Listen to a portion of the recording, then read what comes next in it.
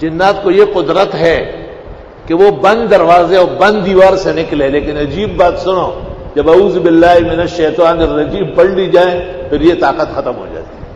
طرح سے ولاڑی ایدا سے شریف ہے تس اعوذ باللہ بیا بیا ہوئے فالج ربان رہا۔ سبحان اللہ، کیا زور ہے کلمات میں، خدا کی قسم جو طاقت نبی کے عہد میں تھی آج بھی قرآن کے کلمے میں وہی طاقت ہے، مگر آپ اور ہم کو توجہ اور اعتقاد سے پڑھنا چاہیے۔ اللہ اکبر۔ تو یہ سب چیزیں یہی تفسیر میں اور درسوں میں اور کلمات مبارکہ میں موجود ہے۔ اللہ کے رسول اور نبی نے جو کہا ہے کہ فرض نماز کے بعد آیت الکرسی ہو، وہ اس لیے ہے کہ آدمی مسلح ہو جائے، چونکہ ہمارے پڑھنے میں کمی ہے آداب میں اور شان و شوکت میں، تو اس لیے بزرگان دین نے مشق کے ذریعے کہا ہے کہ ہم فی نماز 5 دفعہ کر لیں، کچھ آگے کچھ پیچھے، تاکہ طاقت بڑھ جائے اس کی۔ اللہ اکبر۔ مشرکین ان چیزوں سے ڈر کر جنات کا پوجا کرنے لگے، اور رسول اکرم صلی اللہ علیہ وسلم کیسے زبردست ہے، آپ 6 مرتبہ جنات کو واس کرنے گئے، 6 مرتبہ، 2 مرتبہ مکہ میں اور 4 مرتبہ مدینہ منورہ میں، جس کو لیلۃ الجن کہتے ہیں۔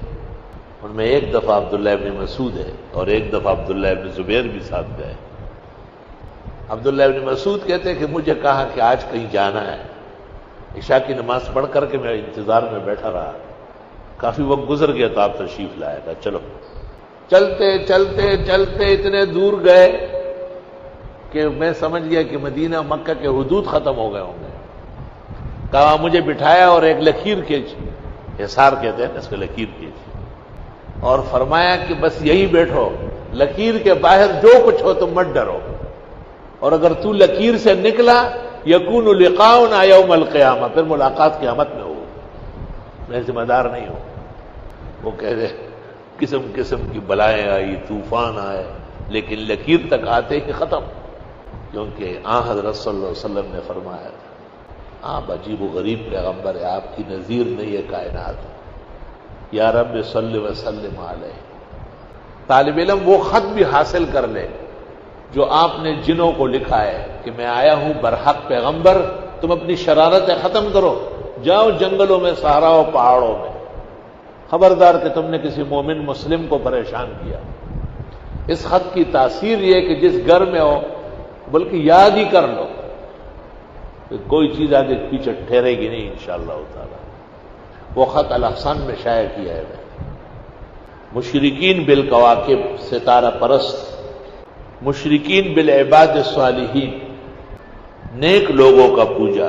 بھئی کسی کے دم میں تاثیر ہے، کسی کے کرتب میں کوئی اثر ہے تو آپ اسے خدا ماننے لگتے ہیں، کمزور اعتقاد والے لوگ۔ مشرکین بالملائک، فرشتے ایک مقدس مخلوق ہے جو اللہ نے پیدا فرمائے۔ صحیح مسلم میں ہے ان الملائکۃ خلقت من النور، فرشتے نور سے پیدا ہے۔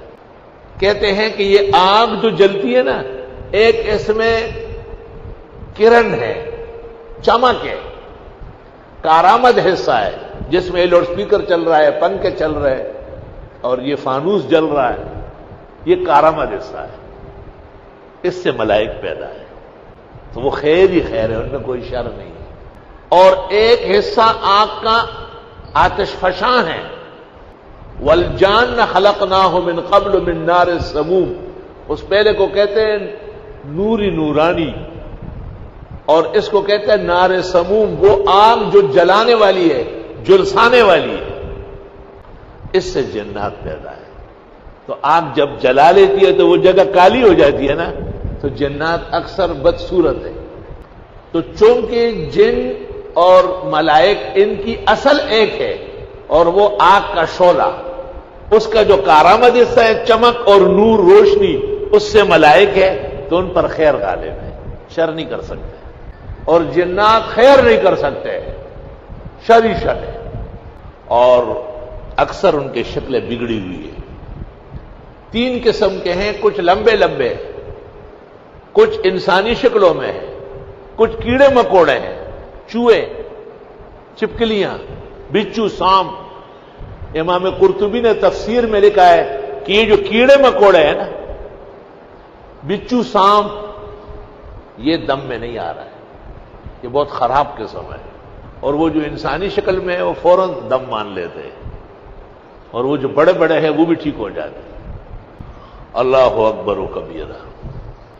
تو جو عقیدے کے اعتبار سے کمزور تھے، نکمے تھے اس زمانے کے مشرک، انہوں نے ان چیزوں کو کی وجہ سے جنات کو، ملائک کو، نیک لوگوں کو اور ستاروں کو خدا تسلیم کیا، مشکل کشا اور حاجت روا مان لیا۔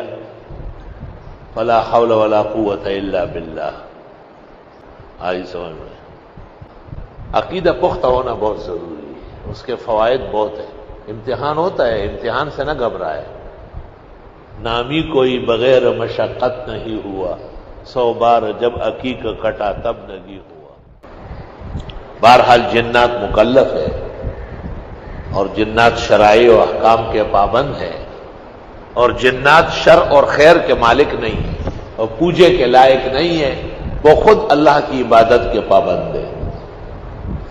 لیکن مشرکین جب بہت گندے ہو گئے تو انہوں نے جنوں کا بھی پوجا شروع کر دیا۔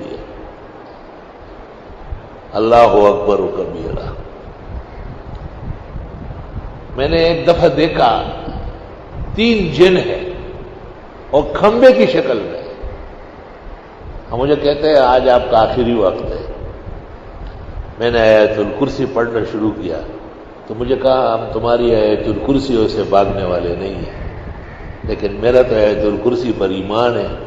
جب میں نے 3 دفعہ پورا کیا تو میں نے دیکھا کہ ان پہ ایسا زلزلہ طاری ہو گیا اور دڑام سے نیچے گر گیا۔ اللہ اکبر و کبیرہ۔ آپ کو بھی نصیحتاً للہ ولرسولہ وفی صالح امرکم، کثرت سے آیت الکرسی پڑھا کرو، خاص کر نمازوں کے آگے پیچھے۔ سنا ہے کہ کم از کم 10 مرتبہ روزانہ ہونا چاہیے، اور 100 مرتبہ تو پھر تو آپ کو وہ حاکم الجن مانیں گے، اپنا بادشاہ مانتے ہیں۔ ایک جن نے مجھے کہا کہ آپ آیت الکرسی بند کر دیں، ہم سب کچھ آپ کا کر لیں گے۔ میں نے کہا میں لعنت بھیجتا ہوں، مجھے نہ تو چاہیے نہ تیرا سب کچھ چاہیے، آیت الکرسی پڑھوں گا۔ اور میں نے اس دن 100 کی جگہ 300 مرتبہ پڑھی۔ تو اس نے مجھے ایک کاغذ پہ لکھ کے دیا کہ ہنی اللہ کا علم کل مبارک، مبارک ہو آپ کا یہ علم، الحمدللہ۔ میں نے کہا مجھے تمہاری پناہ نہیں چاہیے، کوئی ضرورت نہیں، آج ہے کل تیرا موڈ آف ہو جائے گا، پھر میری پٹائی کرو گے۔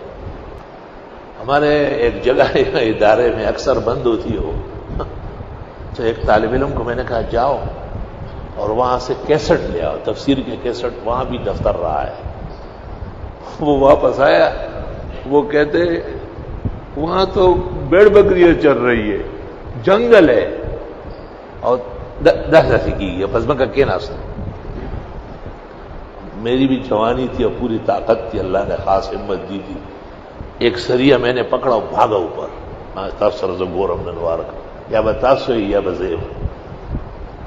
جب میں اندر گیا تو وہاں پر نکاح ہو رہا ہے، اسٹیج لگا ہوا ہے، اور لال پگڑی باندھا ہوا قاضی صاحب ہے، اور ڈول بج رہے ہیں، اور دلہن بیٹھی۔ میں نے کہا بے وقوف و بدبخت ہو، وقف جگہوں پہ قبضے کر رہا، بس سب غائب ہو گیا۔